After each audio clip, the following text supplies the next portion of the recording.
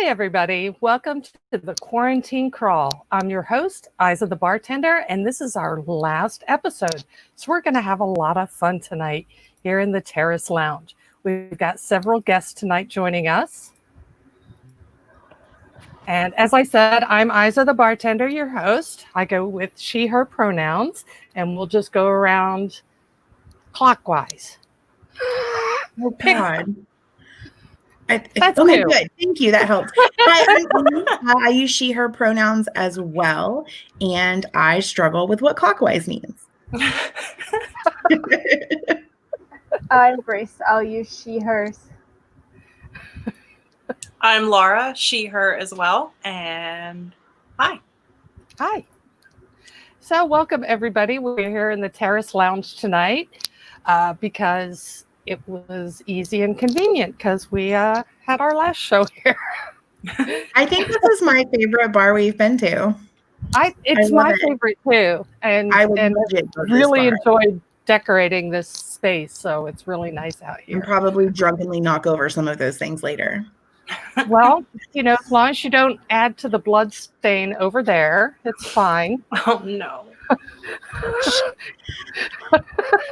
That's the highlight of the terrace. The bloody. That was the first box from the mystery box. That was. Yeah, when I figured out you weren't supposed to commit the crimes.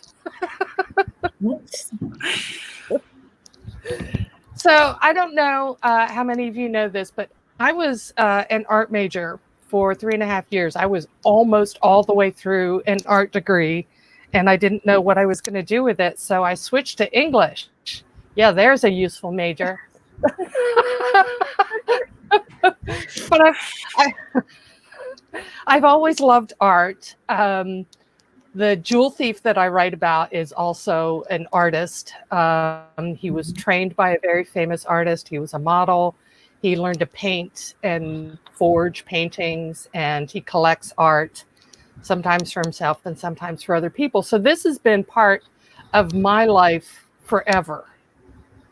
Amy, I know you're a graphic designer. Why don't you tell us a little bit about your art background? Yeah, I don't know how familiar you are with the International Baccalaureate program, but I graduated from the International Baccalaureate program, and they have what they call the sixth subject. It's really like your minor, if you think about in terms of a degree. And mine was actually fine art up until my junior year, I think. In the second semester, I switched to psychology because it covered some of my prereqs for my degree. So, sorry, that wasn't to you. No, you're fine. So yeah, I love to paint. I dabbled a bit in found art sculpture, which was super fun. Pretty much anything that I can be colorful and creative with, I am in it.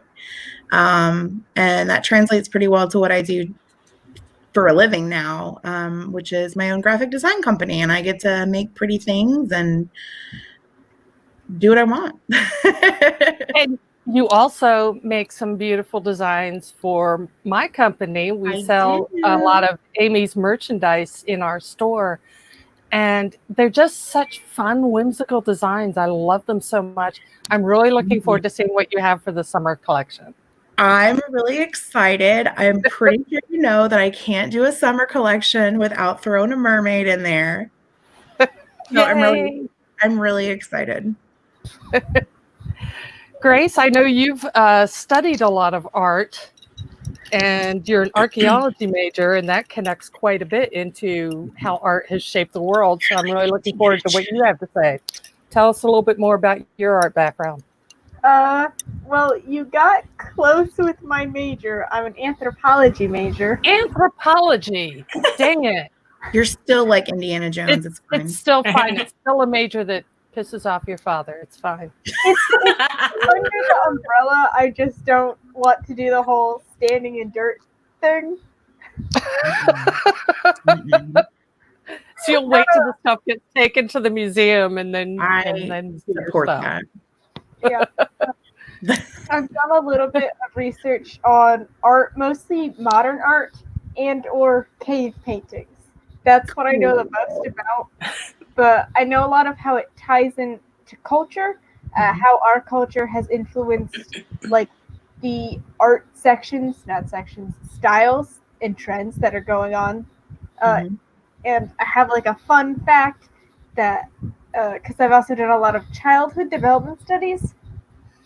The earliest signs of like having an adolescence in childhood is through cave paintings because adolescents would paint dicks on the walls of caves. Things transcend through history. They have uncovered Roman ruins that have dicks carved into the stone over there, graffiti that says things about those dicks. I'm just saying, if there's a society and it's got a boy in it, they're gonna draw a penis on something.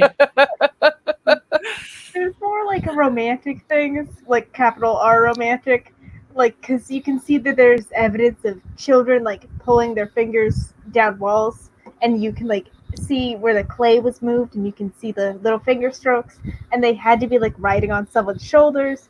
And there's also like handprints, but dicks are the funniest thing. That's awesome. The handprints, the dicks are hilarious, but Sort of some personal archaeology. When we moved into this old house in Apex, the first thing I noticed at the base of the stairs were these dents in these gorgeous 100-year-old oak floors that had been made by a ball peen hammer. I asked the former owner about it. She said, no, it wasn't her, but the original owner of the house said it was his nephews, who were very young children, had come over and put their hammer marks in the floor. Aww. So like that is there for generations. That's sweet. Laura, tell us a little bit about you and art. I did not finish college, so of all the four of us, I am the least cultured. Formal education doesn't equal culture. You're right. You're very right. I grew up with a mom who was very artsy fartsy, and so I have always been. I've always been the creative one in the bunch, and so I, throughout my life, have just always tried to. Anything that comes across my face, I really like to be able to dig into where that person comes from, what they were thinking, and it's just always been a thing that kind of touches my heart, and because my mom I have a million things that have little NJLs on it because my mother hand painted them, and I remember hours sitting at the dining room table with my mom learning different brush strokes or whatever. So I'm trying to pass that on to the next generation, and of course everything's all packed up in boxes now, but we will get there once we get to the new place. That kind of segues us into one of the topics I wanted to talk about, and that's the traditional women's arts, needlework, cookery, pottery. A lot of these were all done by women, stitchery, making quilts. I've seen some phenomenal quilts made by just people who didn't have access to sewing machines or anything modern. They would be stitched by candlelight, and they're just gorgeous pieces of art. Yes, they're useful and practical, but there's no reason why they can't also be beautiful. And I think a lot of times these arts are looked down on as just, oh, they're just little hobbies. Well, and how cool is it though? Like the history of quilting being, oh, women are dumb and they just do house stuff and you're just making a blanket, but like they held political messages and roots to freedom for slaves, and they were very subversive. And when you get into quilting, which I have dipped my little toe in because I want to learn, I know you are very accomplished, but like there's a lot of math. There's a lot of math and very precise angles and cutting and all this nonsense. And like, it's really interesting when you start to learn about it. that these women through history were able to use this dumb house chore kind of thing to really, I mean, churn out these amazing works of art, but also ones that were politically, that resonated politically and had a purpose that way. I think, or even just giving, or just giving them that space, because you think, you see old movies or whatever, and it's like, okay, it's time to go do your stitch work, and it was all these women sitting around doing the stuff, but it gave them that space, usually away from men and authority or anything, and they could be free to talk about that stuff and a lot of ideas, they all bubble up to the surface without it being their little secret political meeting, but without it being under the thumb. Right. And it was a secret political meeting, because that's how they told each other what was going on without that news being influenced by male opinion. Absolutely. So, and the earliest armor, right? If you think about knights in shining armor, right? What they wore under their armor was a padded cuirass. And it was a garment that was 2 layers of fabric with batting in between and stitched to give it shape, to give it form, to keep the padding in place. And these were usually done by women or small boys. And so they've been part of men's world as well. The clothing that men all wore was all made by women. And the first dressmakers, the first famous dressmakers, were literally dressmakers for women, for like the king's court, the queen's court, and things like that. And that's how that kind of rose up. And then it sort of veered towards the male after the Industrial Revolution. And it became a very male-dominated world. And still women are struggling in the fashion design industry to make big names for themselves. If you think of the big names, it's men. It's Yves Saint Laurent, it's Tommy Hilfiger, it's Ralph Lauren. These are the big ones. And Vera Wang has a following, but she's doesn't have the big name recognition. Yeah. Although Vera Wang's clothing are perfect for very active women. They have a lot of stretch and give and vents, so you can actually fight in them. So if like you're ever mugged, be wearing Vera Wang. Noted. I'm gonna write that down. Noted. That was in a book I read. They mentioned the designer, and I'm like, wait, let's do our fact check on this. It's true. It's very great activewear. That's hilarious. You're Wayne, like, you're gonna look good, but you Sorry. Hang on. Are they coming for you, Isa?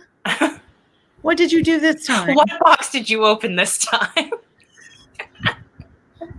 Stop opening boxes.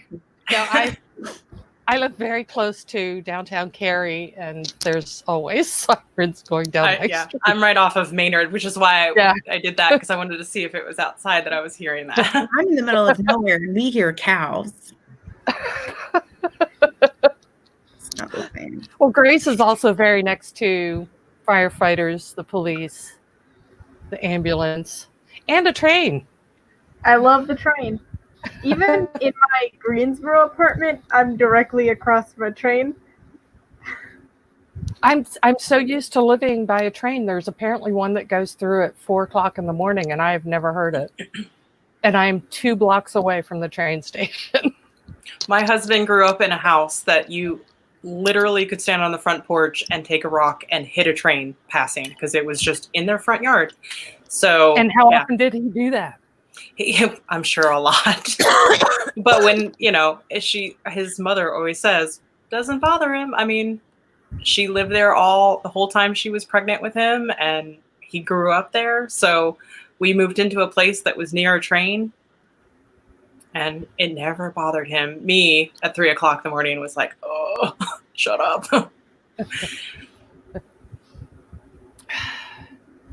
So what other ways has art shaped the world? Okay, so the pottery that they found in ancient ruins has a lot of stylized designs on it, and that art has shown up. The 1950s were a big revival of the Greek influences. You saw it in the architecture, you saw it in the interior design, in the textiles. The Greek key became very popular, and especially around hems of skirts or dresses. That was a very big fashion. Is that the like the square? Yeah. Maze? Yeah. Okay. Mm-hmm. Exactly. So you know the pattern. So these have been around for millennia, and they're still influencing us today. Mhm. And look at the Egyptians. They were the first one to capture perspective. They went from the flat cave drawings where everybody was facing sideways, and then they figured out they could turn their head, and that was a little bit of perspective. And that wasn't really improved upon much until the beginning of the Renaissance, when they fully got, more fleshed out 3D realistic drawing. Didn't the Egyptians also have a 3/4 perspective that hadn't ever been seen before? Yes, exactly. So it wasn't just forward or sideways. Yeah. Mm-hmm. And you could tell, just studying those drawings, you can tell a lot about the people, because they put, the person had a rank, that insignia would be depicted in the drawing or on the etching, and their class, their status. And there was a lot of like this direction too. So like there was like the higher ranking people and lower ranking people. I think it's Hi, interesting. Rebecca. Thanks for joining us. Hi. I think it's interesting too when you consider how much of Egyptian art really was like record keeping, but also in a pretty way. You know what I mean? Like it's the happy planners of that time period. Like, we need to document this, but like, let's make sure we get it right. And a lot of the illuminated manuscripts, the religious texts, you'll see little marginalia, little like a rabbit eating a guy's head. Some of them are very weird, but they're just little doodles that the scribes did while they were, I don't know, bored. I love the ones from like the medieval era that were like the monks. Some of those are. I know, they're great. And of course, the one manuscript that's, from 1,000 years ago or whatever, and there's ink paw prints across the writing. Cats fucking up our ships forever. Walking all over our ship for ages. I made bread the other day, and when I went to clean up the stovetop, there were little dusty white paw prints all the way across it. Like, All right. good thing my cat's not gluten intolerant. Oh, God. I'm like, all right, I'll be right back. So let me get my dinner. Okay.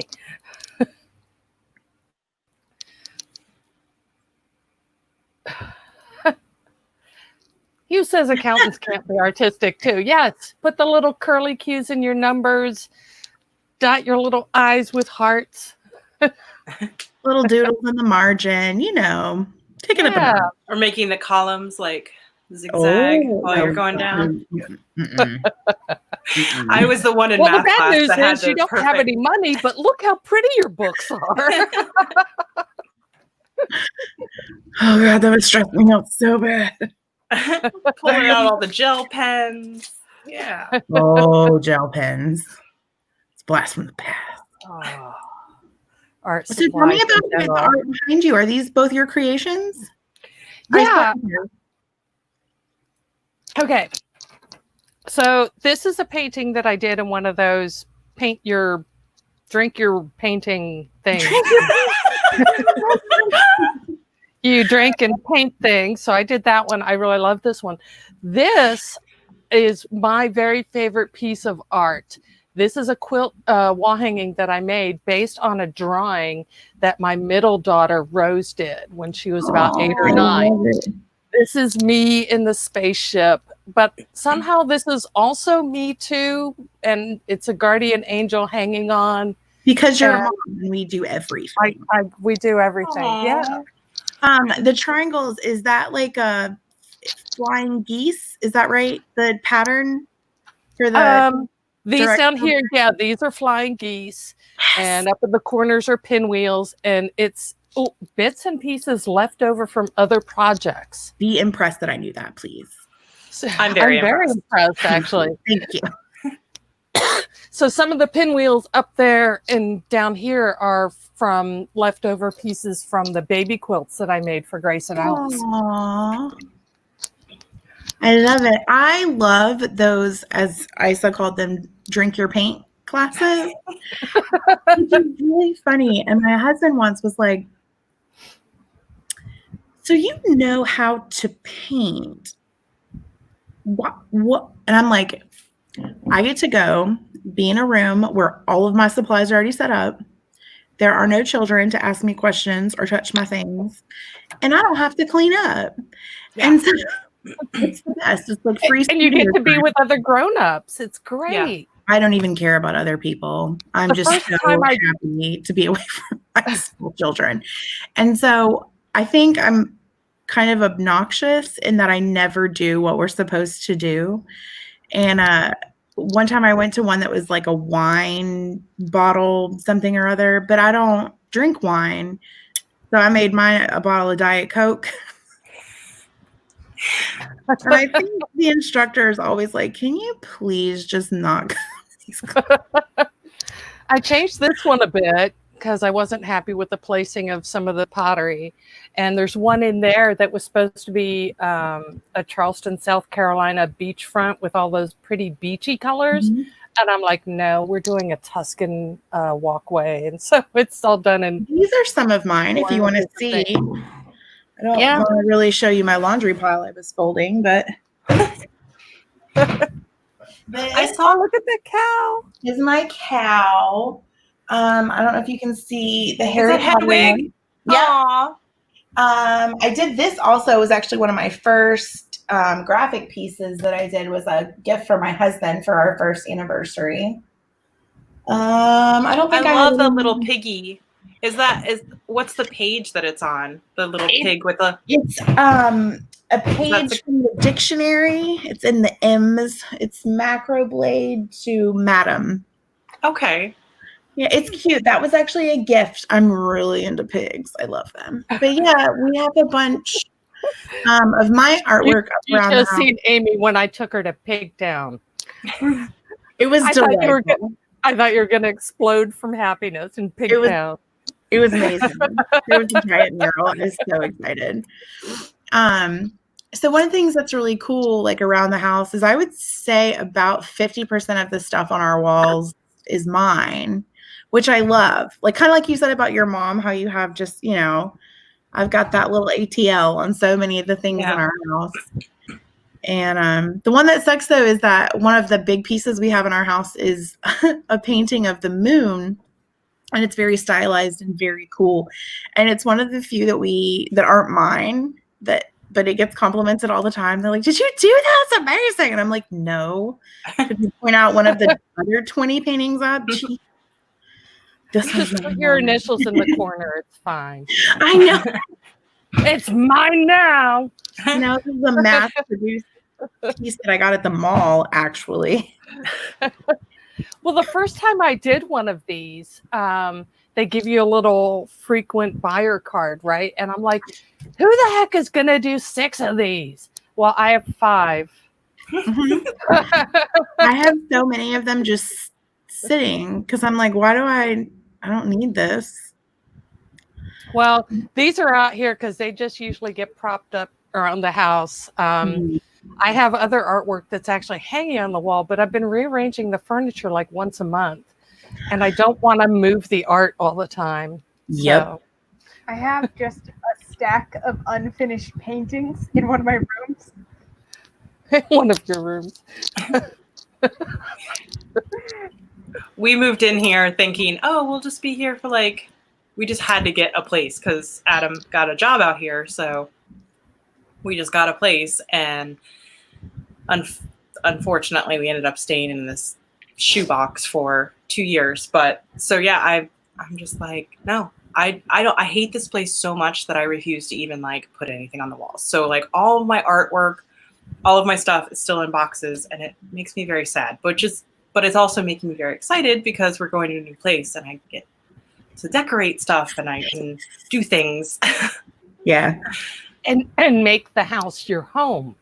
Exactly. It's the Yeah. personal touches to the personal, the personal environment. The changes we make to that can affect our mood greatly. Yeah. Oh, yeah. And Oh, so yeah. one of the best tips I learned for depression is you might not be able to control anything else, but you can control your own personal environment. So even cleaning it, I call it house beautification now because it helps me do it. It's like, I live here. I want to live in a nice place. I rearrange the furniture, and that gives me, because I can't go out all the time, that gives me something new and exciting, a different place to be. Mhm. Yeah. When I moved into my apartment, it was the first time I had had my own room in 19 years.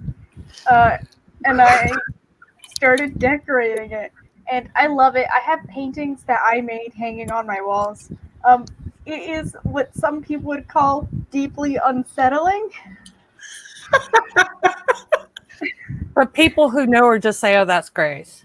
Yeah, I'm going through an artistic phase, or just my new general personality, in which I'm really into horror.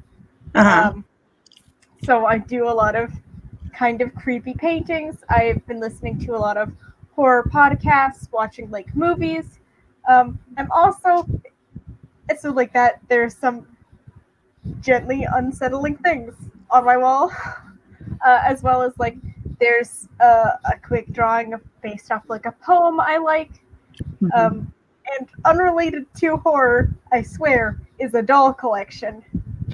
Which is getting up in numbers. I think last count was 15, and they all face the bed. Oh my God. Nope. Well, the note That would be a big note for me. out of there. Nope. So my mother There's collected only dolls, but they were like pretty souvenir dolls from all over the world. No. Grace's No, doll I think collection is a her little bit different. collection- They're terrifying, Isa. All those fucking elves just like smearing. I can't. It's scary. I My don't parents think you like collected- my vegetable dolls either. No, I No. don't. They're terrifying. Big My- fucking my radish parents- staring at you. Mm-mm. My parents collected antiques, and my mom found this antique, like handmade. It kind of shifted from like a high chair down into like a stroller. And with that, she got a porcelain doll that was like, I don't know, 300 years old or whatever. And it was straight out of horror movie, like porcelain doll. And it sat in the corner. Like growing up, you know, me and my friends in the dining room at sleepovers with our Ouija board with this creepy doll in the corner. Yeah. Nope. All the notes. Is it better or worse that they all have names? I don't know. Maybe no. No. Did they tell you their names? Or? I would like to think one is haunted, because I did intentionally buy a haunted doll. Her name is Jo, by the way. She's porcelain, in case that was important. She's the third porcelain doll I own. With like really creepy like eyelashes and the eyes that go up and Oh, down. and they blink, but they blink Yeah. in a different theme. Yeah. So it's like can't. I thought we were coming on here to talk about fucking Frida Kahlo. Like, here we are. Art is something different to everybody, Scary. even if it gives other people nightmares. Amy, do you have a favorite artist or art style? I'm actually really all over the board in terms of art. So I don't know. I just think that I think a lot of the masters that people always refer to aren't really as interesting to me. You know, I do love Frida Kahlo and I love the statements she makes in her work.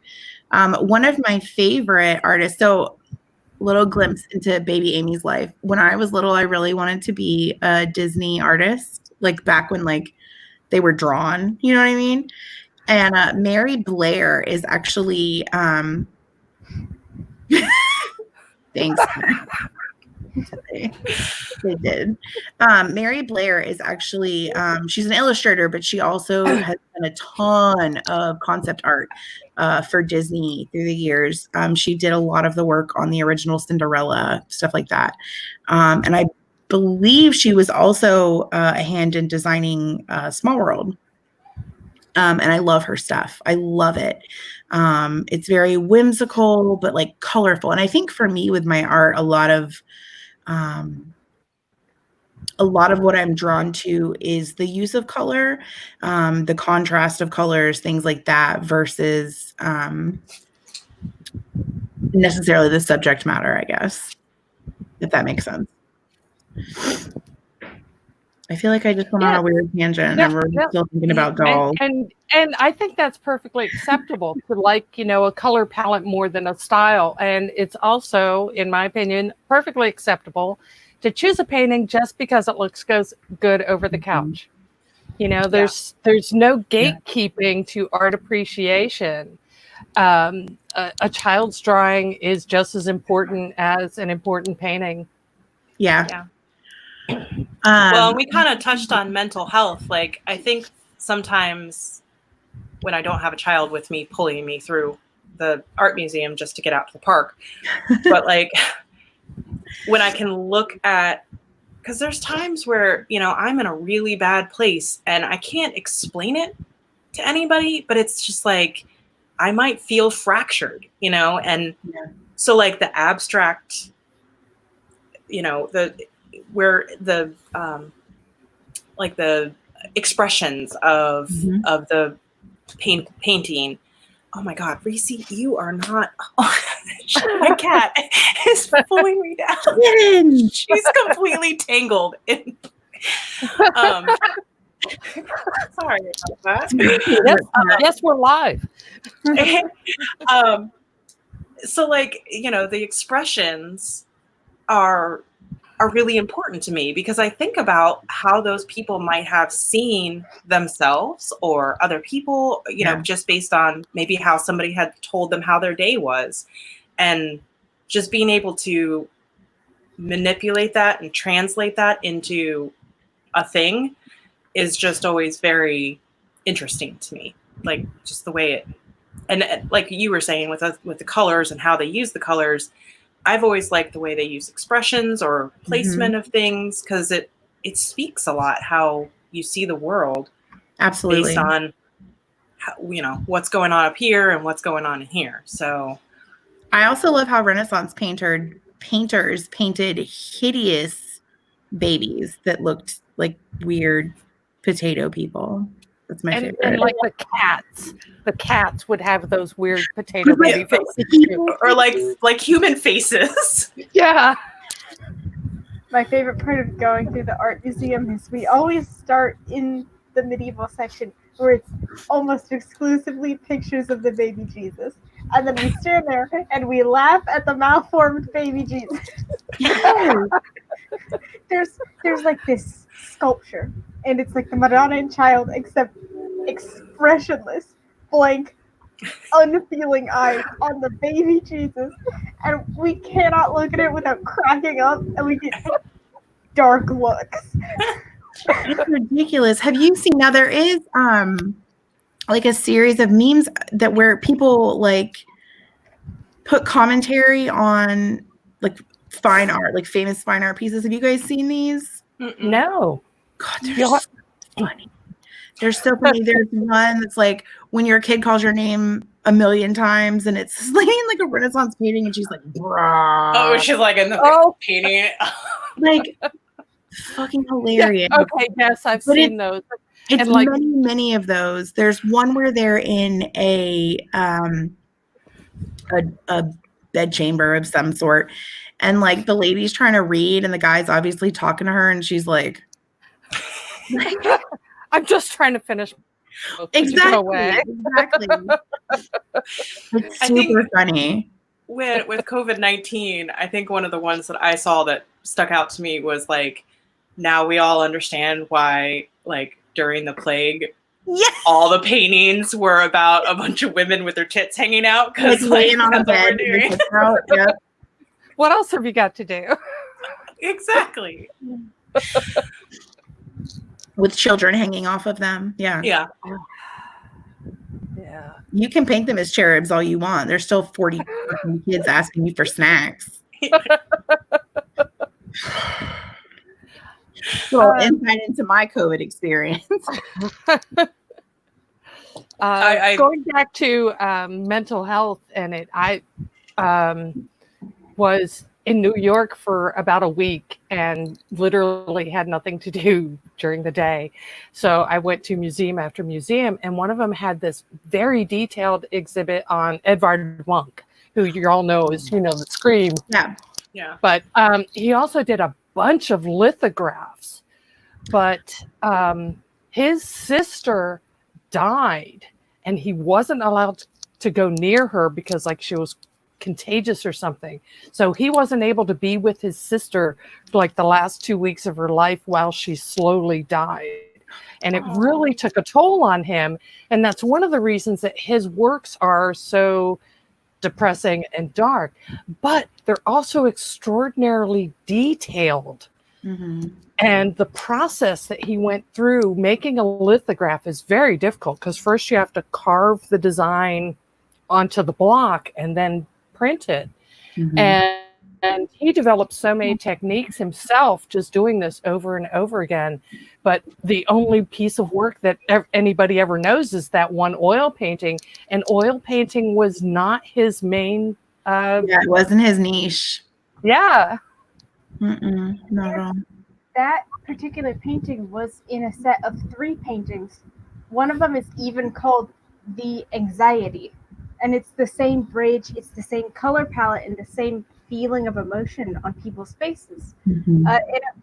He was painting those while he was feeling those types of things. He was feeling distraught, Yeah. feeling anxiety, and all 3 paintings are very striking. Mm-hmm. I have to Absolutely. look those up because I only know the one. the So one. widely known, right? The one. Yeah. It's okay. Everything I know about Van Gogh, I learned from Doctor Who.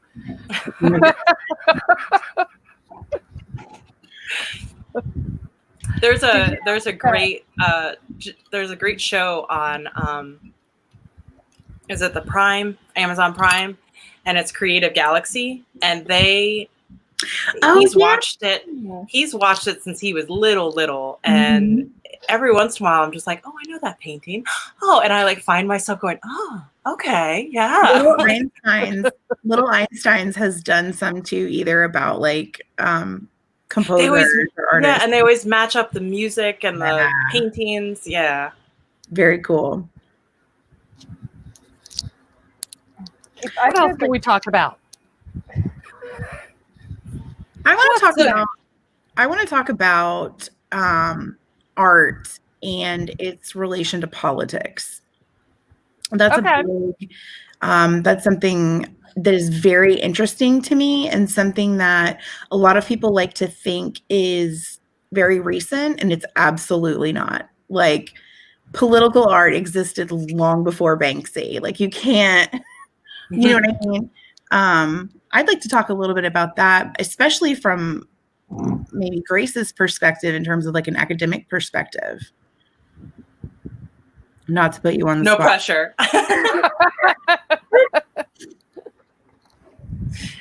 Oh, I thought she was gonna get. She's like, okay, I'm out of Like, here. I'm leaving. No, That, absolutely. that does make a lot of sense.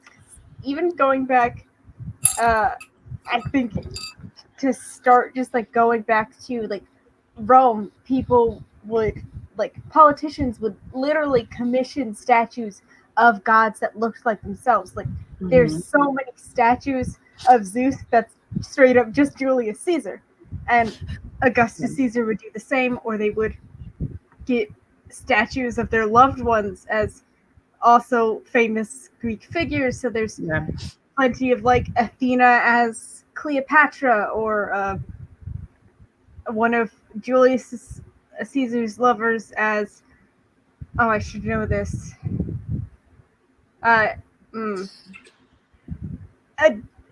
In the one of the you could say any name and we'd all be like, okay. Oh yeah. Yeah. I'm pretty sure there's one of his lovers as Hyacinthus. Hercules had a famous lover who was killed on the Argonaut trip. I'm pretty sure that started with an H. I cannot remember. But there's like countless uses of that. And like, and there's also ancient Roman graffiti about those same senators. It's like, this senator sucks balls, or whatever the Roman equivalent was. Well, but Suck its balls. But it's interesting how, like, because it's really the record keeping of that time, more or less. And so if you stop and think about the depictions of different legends, even like I'm thinking right now about Medusa and how she was portrayed in art as this gruesome figure, but really it was just defamation of her character after she was raped. You know what I'm saying? Like, yeah. And she just wanted to be left alone at that point. And it's like, right. No, here comes this guy, fuck up her life again. So I think that like art as a tool in politics can be so powerful. And that's not necessarily political, but it certainly is influential, because everybody knows about Medusa with scary snake hair and that she, turned people into stone. But like, there's a history there. And I think that's really interesting. I think we're seeing that a lot with the current movement. I think artists are really exposing, I think, a lot of their feelings, a lot of the injustices that have been felt for the community in the Black Lives Matter movement right now. I mean, some of these artists are incredibly powerful. You've never heard their names. That in itself is probably political because they're people of color. So do you know what I mean? Like, it's just so interesting how interwoven those two things, politics and art, are. I was just going to say, like, right now we see these artists. We can Google these artists. We can see all of their stuff like that. But going back to the days before social media, you've got the artist depictions of things, the memes of the day. And that's, it's like Rockwell. Process. Norman Rockwell was kind of major in some of his pieces. He had the famous one of Ruby Bridges, but he also did called like New Neighbors in the Suburbs or something like that. But there's tons of them. And it's a depiction of a Black family moving into a clearly white neighborhood. And like, that's powerful. But nobody ever sees any of these. You see like his like two goofy little country looking kids, and that's what people think. I've got the veterinarian office one. So but like some of his stuff was super political, still pretty, still, idyllic, but there's a statement sort of under that top layer that's really interesting to me that nobody ever talks about. He did a lot of works with Black people in them, depicting various aspects of their lives and how they're forced to interact with white people on white people's terms. Yes. A lot of that shows up in his work. Mm-hmm. And when you put it on paper, or not paper, but like, in some sort of tangible, I can see this, you can highlight the things that maybe the white neighbors didn't really notice or pay attention to, but the artist, that 50,000 foot view or like from the back, can kind of really highlight those things Yeah. and just bring it to the forefront to say, like right now, let's talk about it. It's uncomfortable. Mhm. Like I can make it pretty all you want, but let's talk about it. Let's highlight it. Let's pinpoint it and let's talk about it. And let's Yeah. talk about why you're not noticing this. You're only Yeah. noticing it because, you know, there's a protest going on, or you're noticing it because of this or Mhm. whatever. And let's talk about why you're just now noticing it. Let me draw you a picture, Yeah, literally, so you can see it. It almost makes it more palatable, right? Like, And Which I is think- good and bad. I mean, like, let's make people uncomfortable. Let's talk about it. yeah. But Yeah. yeah, And while like the people and individuals can use works of art to like be morale boosting and uplifting and work against the oppressors, I also think that art can be used against us in a dangerous fashion. Not just specifically with propaganda, but like Yeah. it can be used to push down, especially people of color. Like if you take into consideration what happened with Six Grandfathers, which is now Mount Rushmore, Mhm. they destroyed something sacred to put up propaganda, but it is still extremely detailed. It is art because it was put a lot of effort into it, but it is a work of propaganda against Native American people. Absolutely. Absolutely. I think that's a really, really good point. a really big point too. Like Yeah. there's no missing it. It's not a 8x10 thing. It's Yeah. a huge undertaking, and nobody thought to go, are we like, I don't know, trampling on somebody else's stuff? Eh, eh. Yeah, they knew what they were doing. Yeah. Oh yeah, it was intentional. And another major work of art is the HIV quilts, the AIDS quilts. Yes. Those were, each one was it like 6x8? They all had a specific size, Mhm. and there were enough of them eventually to cover multiple football fields. Some of those recently were put to use as blankets for homeless people. And even more recently, some were dismantled to make masks for homeless people. Oh, I didn't know that. So this art is still making an impact in the world today. Mhm. I would love to figure out how big, all of them, when they were all big and everyone was done, how much square footage that would actually cover. Yeah. And kind of tangentially, like there's a lot like recycling. So you're reusing Mhm. the stuff. There's so many people that come from communities that may be lower income, whatever, that their heart needs to make art. It needs to make something. Yeah. But they don't have they can't just go to Michael's and drop $150 on supplies to do something. So the creativity from those groups that recycle things, just use everyday objects and just make them into beautiful things is just, I think sometimes those artists are, it's like, oh, that's artsy, craftsy, Pinteresty. But it's not, though. It's really a creative thing to be able to turn something in.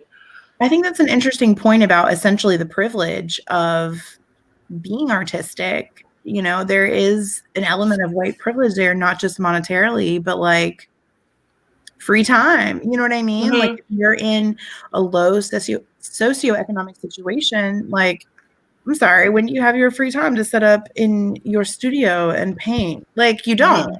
That's not a thing. So I think that's really interesting and something that a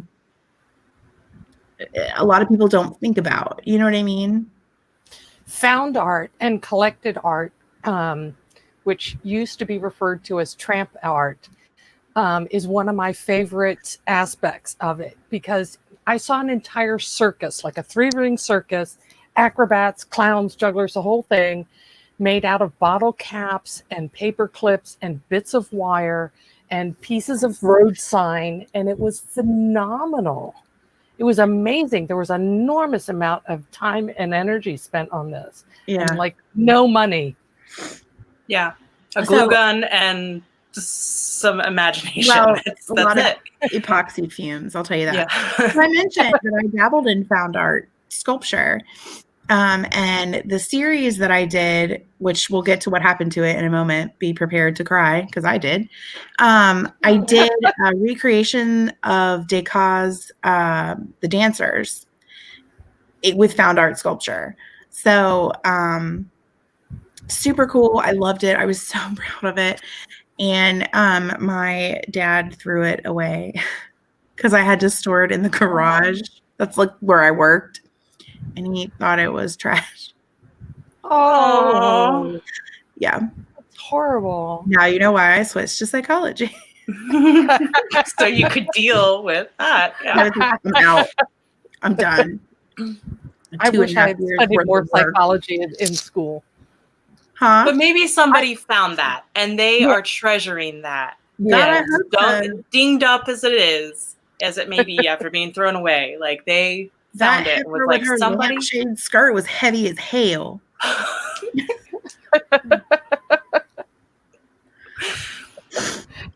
Grace, I think there's still my old trunk out in the garage if you want to see some of my old stuff.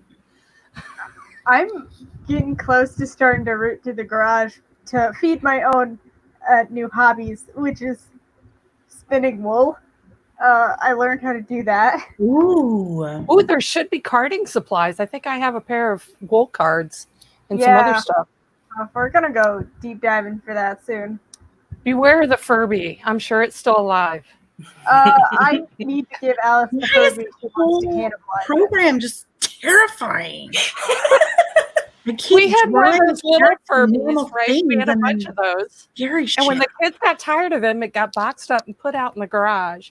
And I found it like 7 years ago because I was For looking for future stuff for a big generation? party. Why And I did you picked up never this do box it? and it started screaming at me. I would have Furbies set are that shit on fire. actually in the terms of long Furbies. Mm-mm. And we have a skeletonized Teddy Ruxpin that's in that hidden closet behind We the use side. Teddy Ruxpin. It's skeletonized. I Yeah. need that. Just If move that anything huge in my hutch life, out of the way and get to that I pick up a closet. box and it screams at me.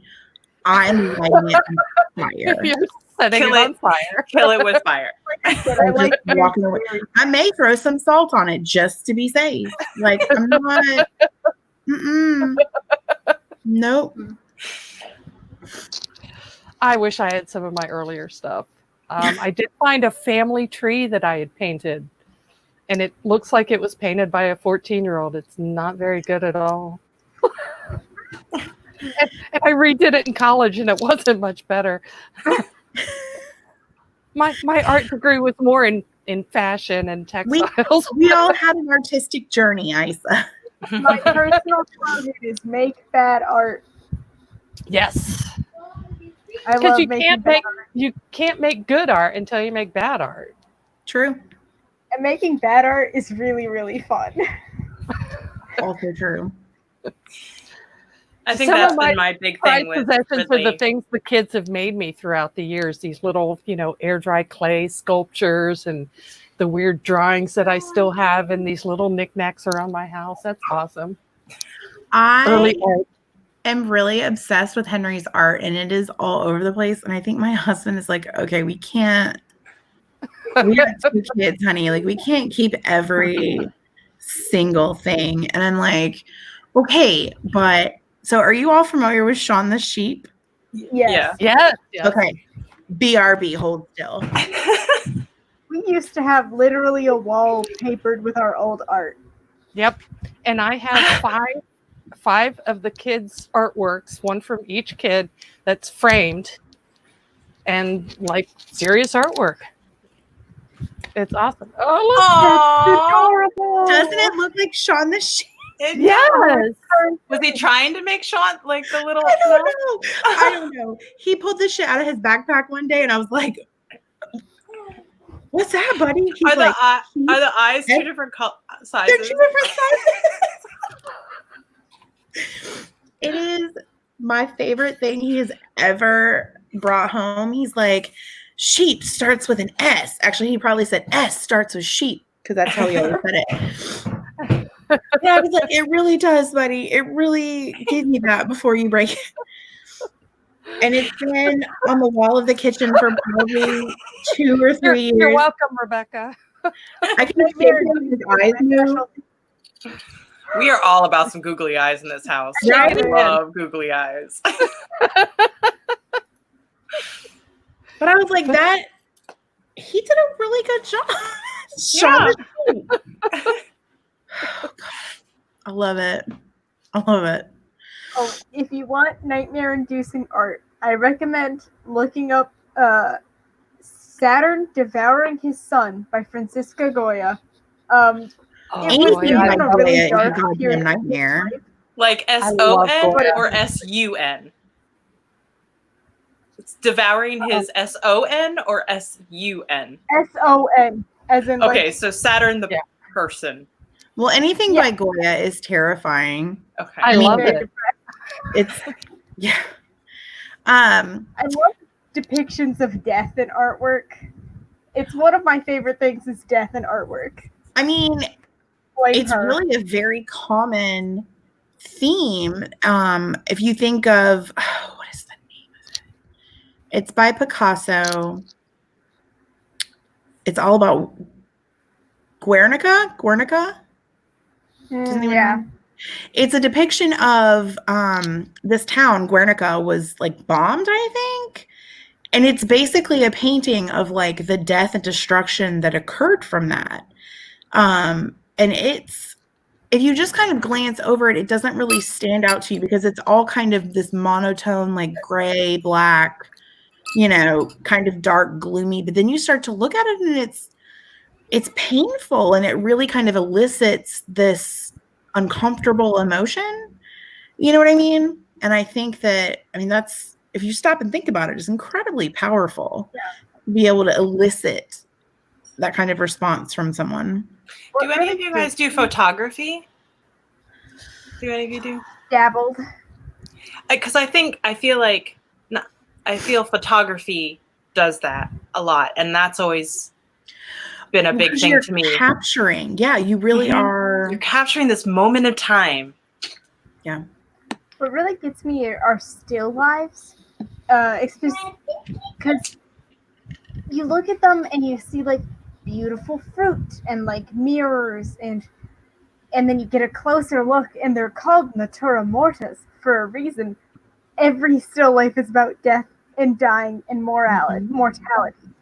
So like you can see the fruit is slowly rotting.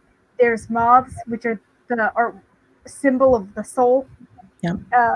Shellfish, which goes bad notoriously fast. It's just like so much death wrapped up in these gorgeous colors. Mm-hmm. I've always been Memento interested. Mori is a whole genre of artwork. Remember that you we will will die. Yes. Yeah. I'm like weirded out that Grace is so into this now because Grace is the one child who freaked out when I said you have a skeleton inside you. Everybody else thought that was really cool. I'm wholeheartedly into the skeleton. Oh, Well, when you phrase it like there's a skeleton in you, it doesn't sound like you are made up of a skeleton. It sounds like one is like in there, like hanging out. So I can get that. And one of the quilts I made, I laid Grace and Alice down on a big piece of art paper. Oh, I remember this. And traced them and then made skeletons out of their figures and then stitched those skeletons into the quilt. And they're labeled. One is Alice and one is Grace. That is so cool. if you That's really very want to hear mooky, as something Mary would say. in the apartment kitchen, there is a last rites crucifix, which is specifically in case you have to give someone a prayer before they die. And that hangs in my kitchen and watches over us. What does that say about your cooking, though? A lot of accidents happen in the kitchen. True. It says we I have need a one of those for my porch. chunk cut out of it that we just call a chunk knife, and it will take a finger off one day. I think I misheard that. I'm gonna walk away from the meeting. It's a chipped knife, which is extremely dangerous. Oh, and part of knife. the brain, Yeah. yeah, the blade is broken. We do still use it because we're idiots. I heard we have chunk night, and I'm like, no, we don't. No, we don't. Yeah, we do. We get all the fat cats together and put video cameras on them. We have a chunk night. Oh my God, Albus is so fat. Speaking of, oh no, my chonkers over there, Lane. He's put himself in timeout. He likes to just lay against the wall. He just sleeps up against the wall. Dort is up on the top of his cat tree watching me like a gargoyle. He's going, it's almost supper time. It's almost time. My favorite place is to curl up in the exact center of the dog's bed, my giant pit bull. And he just sits there like, what are you going to do? And she's like, absolutely fucking nothing. I'm going to go lay over here. Like, yeah. He's kind of a jerk. I love him. Most cats are. Yeah, they all are. Is there an area of art that you personally want to explore? Like, is there something that you've set as a goal that you want to explore more? Whether it's to create or to learn more about. I want to learn to use watercolors. I don't understand them. I have tried. I mean, again, I'm somewhat classically trained. Like, I do not understand how they work. I don't understand how people manipulate them to make them look like that. Mine just ends up looking like a finger painting. I don't know. That's the one I would love to be better at, like to learn to use. My friend dropped off some art supplies, just some stuff she had, and in there was some watercolor paper. And I thought, I'll try it. It's like the Rose Art cheap watercolor that I have for him. And I tried it and I thought, somebody far more talented than me could probably do something really nice with this. But I've been wanting to do the same thing. I wanted to play with the like wax, like putting like clear wax and then painting over top of it. So I just for kicks and giggles, I took a white and gray crayon and I just traced a bunch of circles. That's how and we then do I our painted Easter eggs when we dye Easter eggs. we used to write everybody's name and that was their place setting. Yeah. So that's that I've kind of wanted to do something with it. You and me, Laura, let's take a class. Okay. When they're not. Yeah. When we're not going to die from the class. Yeah. I don't want to die. I'm not dying for watercolors. They're not that cool. They'll still be around. It's fine. Talk about death of the artist. Talk about death of the artist. Right. The artist. That's how you get famous. Oh yeah. I don't want to be famous for that. I mean, I think my art goals are going to be focusing back on interior design again. As part of my patio renovation, I'm remaking seat covers for the chairs out here. I've got a lot of things, a lot of pieces like this big tapestry that have just been sitting around that I think it's finally time to do with that. So that's what I'm going to be working on in the near future is art in my home. Yeah, I love that. And I've done it before. I have these skills. When we first got our house and had no money, I made all the curtains, including a fancy, box valance and Roman shades. And I upholstered furniture. And I've been doing stuff like this, since I was a teenager. My parents went on vacation one year and I redecorated their bedroom. They had a padded headboard. I recovered it. I painted the furniture. I painted the walls. And I was like, ta-da! Oh, you cat. And just ignore that pink stain on the rug over there from a totally unrelated party that I didn't have.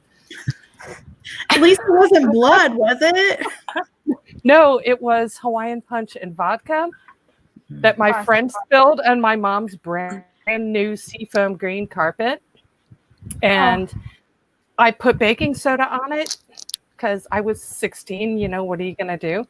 And when she came home from vacation, she asked about it. And I said that the dog had gotten into the big dog's food and eaten it all because he's done that before. And he was feeling sick. So I gave him some Pepto-Bismol and he threw up, and that's why it's pink. And I stuck with that story for my entire life. It's like my mother never knew. 60 years I kept that secret.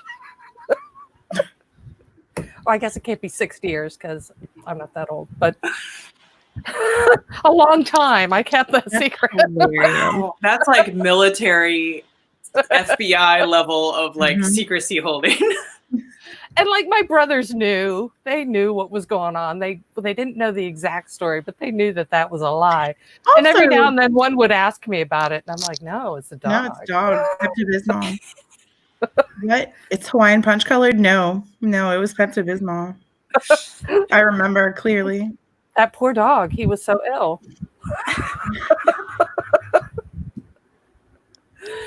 Okay, is there any other topics we want to talk about before we wrap up? Okay, then. Everybody should make art, whether it's cooking or painting or sewing or sculpting or welding or pottery making, anything. Make art. Make your life filled with art. Learn more about it. Figure out, what things you like and what things you don't. And it's not expensive to do this. Just go online and, look for art pictures. Mhm. And all this information is available to everyone now, which is completely awesome. Yeah. Go ahead. I mean, something we've been doing, we started like doing it in my dorm room straight up, is having a Bob Ross painting party. Because he works on techniques, and it's something anybody can do. You don't even need oil paints. You can do it with markers, acrylic, pencil. Yeah. Hell, you can literally do it on clipart.com. Mm-hmm. All about blending techniques. It's very soothing. It's very fun to see when your friends come up with. I have somehow, after all that, an ominous painting though. It was like, there are no happy little trees. They're creepy little dolls and stuff. Nightmare trees. It was supposed to be a warm sunset, and it kind of came out more of end of the world mountain eruption, but it's fine. They were happy before that happened. So I love that he did a painting all in grays. Yes, because he had a viewer who wrote in and said, "I'm colorblind. I can't do this," and then he just did a whole show about it. Yeah, and he was like, "All right, we'll paint in gray and white. Let's go!" Like, that's and awesome. It was a beautiful painting. It was, yeah. All right. Well, everybody say goodnight. Thank you all for being here on my last episode of the Quarantine Crawl. I may do something like this again in the fall. Oh, good. Yeah. So we'll see how it goes. All right. Thanks, everybody. Good night. Good night. Bye, Amy.